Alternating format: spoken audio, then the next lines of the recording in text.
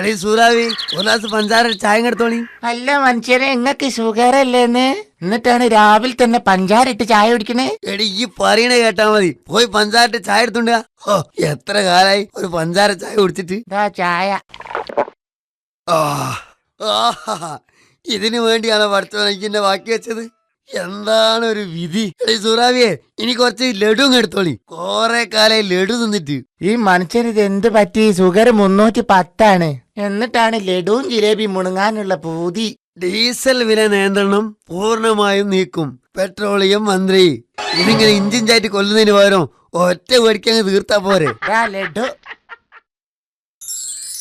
ലഡു കൊണ്ടുപോയി എന്നെ വാപ്പാ കൊടുക്ക്. ഷുഗർ 300. ഇത് തിന്നിട്ട് എന്റെ കാല് മുറിച്ച് കാണാനല്ല എനിക്ക്. എന്താണിത്? ഇത്രേ ഉള്ളൂ. ഇത് സാരല്ല, തൽക്കാലം ഇതുകൊണ്ട് അഡ്ജസ്റ്റ് ചെയ്യാം. പടച്ചോനെ, മൂപ്പർക്ക് ഇത് എന്ത് പറ്റി?